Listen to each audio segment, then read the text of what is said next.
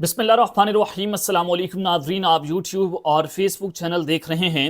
میں رانا عزیر ہوں۔ ناظرین، بہت بڑی خبریں اس وقت شہر اقتدار، شہر دستور، اسلام آباد ہائی کورٹ اور سپریم کورٹ آف پاکستان سے آ رہی ہیں، اور یہ وہ خبریں ہیں جو آئندہ آنے والے دنوں کا جو منظرنامہ ہے وہ آپ کے سامنے کلیئر کر دیں گے کہ اب ہونے کیا جا رہا ہے۔ آج وکلا کی جانب سے ڈی چوک پر دھرنے کا اعلان ایک جانب تو کر دیا گیا ہے، لیکن وہیں پر جوڈیشل کمیشن کا اجلاس ہو گیا ہے جس میں ججز کی تعیناتیاں ہونی تھی سپریم کورٹ آف پاکستان میں، اور اسلام آباد ہائی کورٹ کے چیف جسٹس جو ہیں ان کے حوالے سے آج جو ہے وہ صورتحال کرسٹل اینڈ کلیئر ہونی تھی۔ تو اب بازی پلٹ چکی ہے۔ جوڈیشل کمیشن کے اجلاس میں کیا ہوتا رہا اور جسٹس منصور علی شاہ، جسٹس منیب اختر نے کس طرح سے اس اجلاس کے بارے میں جو ہوا اور اندر کھاتے کیا چیزیں چلیں، فائلیں جو ہیں وہ ایک دوسرے کو ماری گئیں، کیا صورتحال ہے، تمام تر ڈیٹیلز میں نے آپ کے سامنے رکھنی ہے کہ جوڈیشل کمیشن کے اجلاس میں آج ہوتا کیا رہا ہے، اور دوسری جانب کہ کون کون سے ججز جو ہیں وہ سپریم کورٹ میں تعینات ہو گئے ہیں اور کیا اس کی اہمیت ہے، اور اسلام آباد ہائی کورٹ کے اگلے چیف جسٹس کون ہوں گے۔ جسٹس میاں گل حسن اورنگزیب،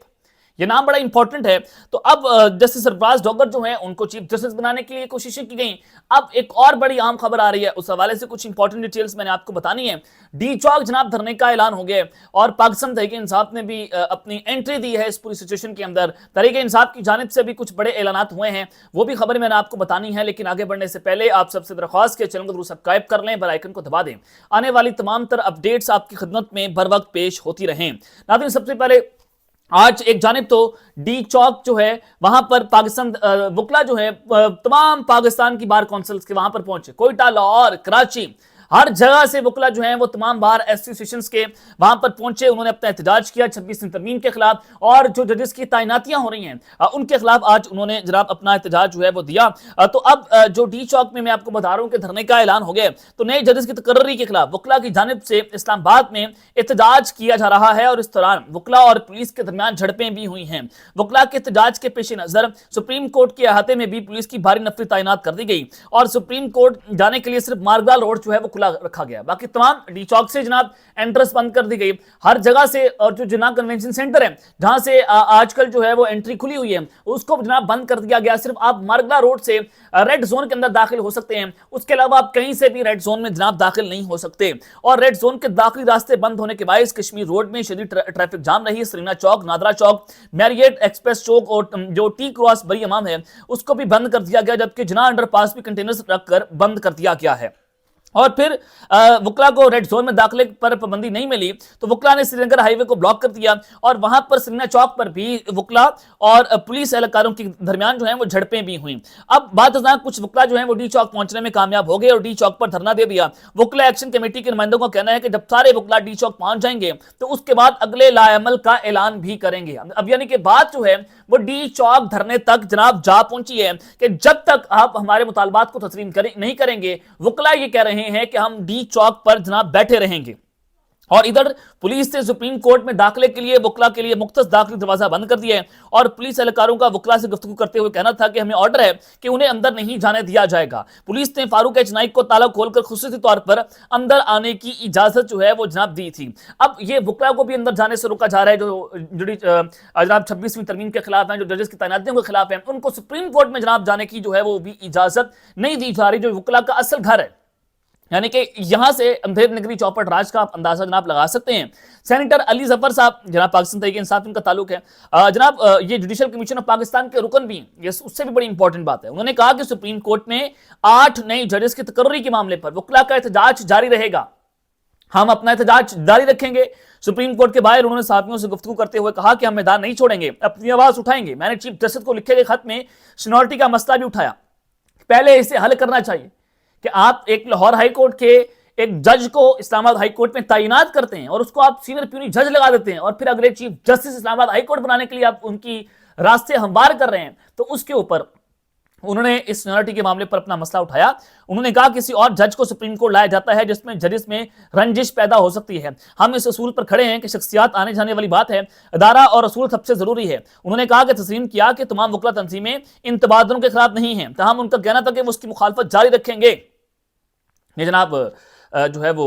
وکلا کی جانب سے بھی اب باقاعدہ طور پر اس کا اعلان کر دیا گیا ہے۔ اب سپریم کورٹ آف پاکستان میں کون کون سے ججز جو ہیں وہ تعینات ہوئے ہیں اور اسلام آباد ہائی کورٹ کے نئی چیف جسٹس کون ہوں گے، ایک بڑا نام جو ہے وہ جناب اب سامنے آ گیا ہے۔ جناب جوڈیشل کمیشن آف پاکستان کا آج اجلاس ہوا۔ سب سے پہلے آپ کو میں اجلاس کی اندرونی کہانی بتا دیتا ہوں، پھر آپ کو ججز کے نام بھی بتاتا ہوں کہ کون کون سے ججز جو ہیں وہ سپریم کورٹ میں تعینات ہو گئے ہیں۔ دیکھیں سپریم کورٹ کے 2 ججز، ایک سینئر پیونی جج ہیں جسٹس منصور علی شاہ اور جسٹس منیب اختر نے جوڈیشل کمیشن اجلاس کا بائیکاٹ کر دیا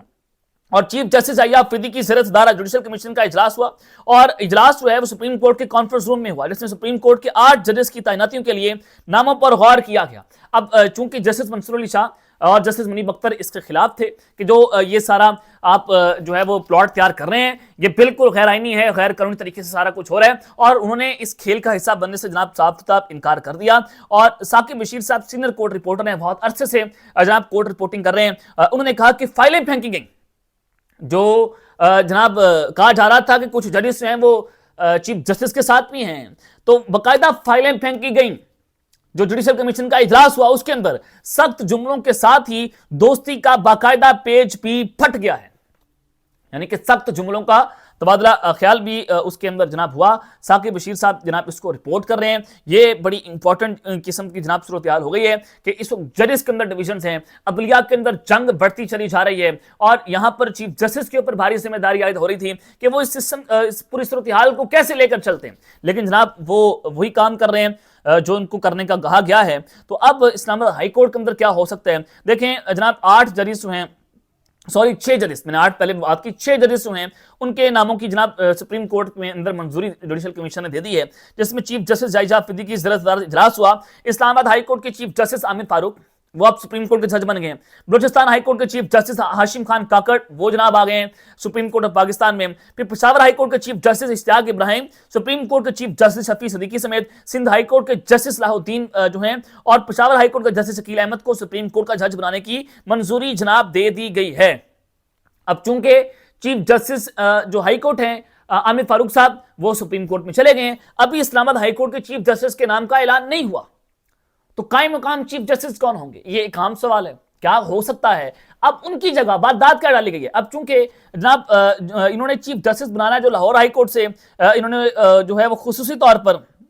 ایک جج صاحب بلائے ہیں اور ان کو اس کا چیف جسٹس لگانا ہے جسٹس افراز ڈوگر صاحب۔ اب چونکہ وہ اگلے ہائی کورٹ کے چیف جسٹس ہوں گے اسلام آباد ہائی کورٹ کے، تو جسٹس میاں گل حسن اورنگزیب جو ہیں ان کو سپریم کورٹ کا ٹیمپریری جج، عارضی جج جو ہے وہ جناب مقرر کر دیا گیا ہے، اور وہ بطور ایکٹنگ جج سپریم کورٹ جو ہیں آرٹیکل 181 کے تحت جو ہیں وہ تعینات ہو گئے ہیں، جبکہ لاہور ہائی کورٹ سے سپریم کورٹ نے جج تعینات کرنے کا معاملہ مؤخر ابھی کر دیا گیا ہے۔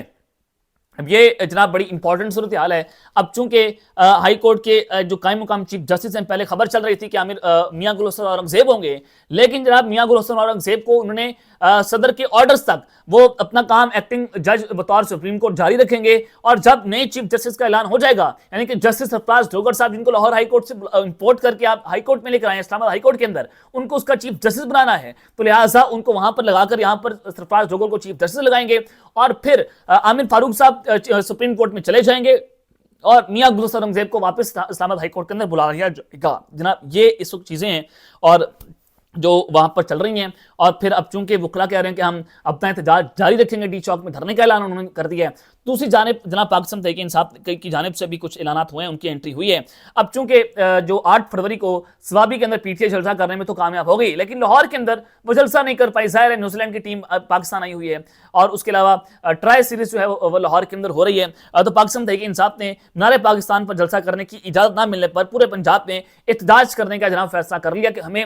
چونکہ لاہور میں جلسہ کرنے کی اجازت جو ہے وہ نہیں دی گئی، اب ہم پورے پاکستان کے اندر پورے پنجاب کے اندر احتجاج کریں گے۔ پی ٹی آئی نے مینار پاکستان کے علاوہ کسی دوسرے مقام پر جلسہ نہ کرنے کا بھی فیصلہ کیا ہے۔ پاکستان تحریک انصاف نے مینار پاکستان پر جلسے کے معاملے میں اجازت نہ ملنے پر پلان بی بھی مرتب کر لیا ہے۔ پارٹی ذرائع نے پارٹی رہنماؤں اور اراکین اسمبلی کو اپنے اپنے علاقوں میں احتجاج ریکارڈ کروانے کی ہدایت دینے کا فیصلہ کر لیا ہے، اور اسی طرح صوبائی دارالحکومت لاہور میں لیبرٹی چوک میں، مال روڈ میں، آزادی چوک پر احتجاج کا فیصلہ کیا گیا ہے۔ اس کے علاوہ لاہور کے مختلف علاقوں میں بھی احتجاجی ریلیاں نکالی جائیں گی۔